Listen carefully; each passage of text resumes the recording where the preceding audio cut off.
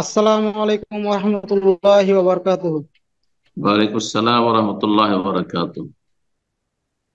আমি মুর্শিদাবাদ জেলার শামসেরগঞ্জ থানার অন্তর্ভুক্ত তারাপুর থেকে। জি, বলেন, প্রশ্ন বলেন। আমার যে আত্মীয়তার সম্পর্ক বজায় রাখা কতটি জরুরি, কতটুকু সম্পর্ক বজায় রাখা জরুরি আর কি। তো আত্মীয়তার অনেক সময় সম্পর্ক। চলাফেরা করতে গিয়ে দেখা, হ্যাঁ, আত্মীয়তার সম্পর্ক কথাটা হচ্ছে বহাল অনেক রাখুন করবো। হ্যাঁ, কি হয়েছে, সম্পর্ক হয় আর কি কি। হচ্ছে বলেন। হুম, অনেক সময় চলাফেরা করতে একটু মনোমালিন্য হয় আর কি। তো পরবর্তীতে আমি সম্পর্ক বজায় দেখালেও তাদের পক্ষ থেকে কোনো আগ্রহ দেখা যায় না আর কি। তো হুম। একটু বুঝে বলুন স্যার। এই ক্ষেত্রে করণীয় কি, তাই তো বলছেন? জি শেখ, এটা ওনার কোশ্চেন যে এই ক্ষেত্রে কি করবে তারা যখন আত্মীয় কোনো আগ্রহ প্রথম দেখাবে না। কথা বলবো, আত্মীয়তার সম্পর্ক বহাল রাখা ফরজ। যেমন আপনার এবাদত বন্দেগী ফরজ, তেমনি আখলাক চরিত্র অথবা আদান প্রদানের ক্ষেত্রে আত্মীয়র হক হচ্ছে তার সাথে আপনি সুসম্পর্ক রাখবেন, তার ওপর আপনার হক হচ্ছে সে আপনার সাথে সুসম্পর্ক রাখবে। এটি ফরজ। আর এর বিপরীত করা হচ্ছে হারাম, কাবিরা গুনাহ। হ্যাঁ, লানতের কাজ। জাহান্নামে যেতে হবে, জান্নাত পাবে না। নবী সাল্লাল্লাহু আলাইহি ওয়াসাল্লাম, লা ইয়াদখুলুল জান্নাতা কাতিউন, আত্মীয়তার সম্পর্ক ছিন্নকারী জান্নাতে যাবে না। জান্নাতে যাবে না।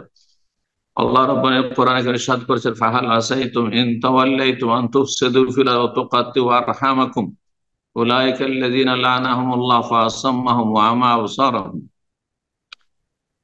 আল্লাহ বলছেন যে সম্ভবত এমন একটা সময় আসছে যে এক শ্রেণীর লোকদের সম্পর্কে আল্লাহ বলছেন না, ইন তাওয়াল্লাইতুম, তোমরা যদি ইসলাম থেকে বিমুখ হয়ে যাও, অথবা তোমাদের কাছে দুটো পয়সা হয়, তোমরা যদি ক্ষমতা পাও, নেতৃত্ব পাও, ইন তাওয়াল্লাইতুম আন তুফসিদু ফিল, পৃথিবীতে তোমার বিশৃঙ্খলা সৃষ্টি করবে, অশান্তি করবে।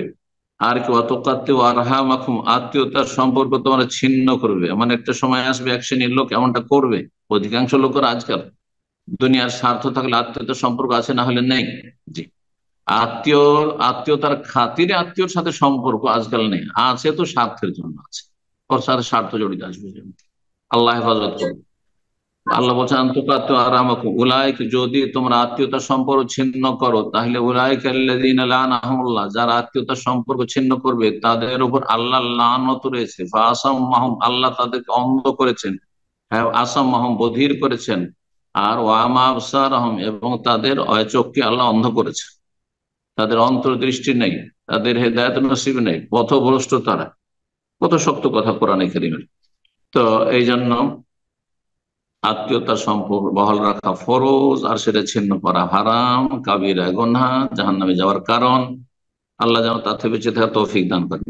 এখন আপনার আত্মীয়দের সাথে মনোমালিন্য 3 দিন পর্যন্ত রাখা যেতে পারে। যে 3 দিন কথা বলবো রাগ করে, এই 3 দিনের মধ্যে নিজেকে ঠান্ডা করতে হবে প্রত্যেকে, দুই পক্ষ। 3 দিনের মধ্যে ঠান্ডা হয়ে যেতে হবে। এই জন্য 3 দিন ছাড় দেওয়া হয়েছে শরীয়ত। জি। আর তার বেশি নয়। তার বেশি কোনো মুসলিমের সাথে দেখা সাক্ষাৎ হচ্ছে, আর কাছাকাছি হচ্ছে, তারপরে সালাম নেই, দোয়া নেই, কথা বন্ধ, হ্যাঁ, মুখ ফিরিয়ে নিচ্ছে, এটি হারাম কাজ। তাহলে আত্মীয় হইলে আরো বেশি কঠিন হারাম। জি।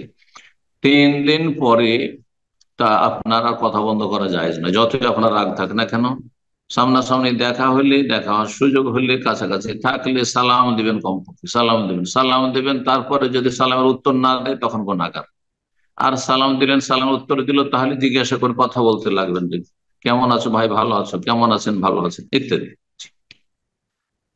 আপনার পক্ষ থেকে সদাচরণ হইতে হবে, সুসম্পর্ক হইতে হবে। তারা যদি সম্পর্ক না রাখে তাহলে তারা গুনাহগার হবে।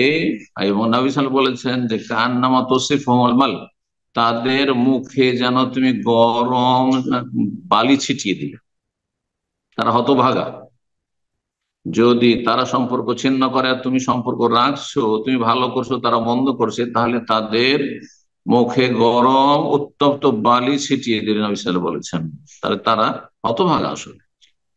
তো আপনি ভাগ্যবান। আল্লাহ যেন তৌফিক দান করেন। বারাকাল্লাহ ফিক।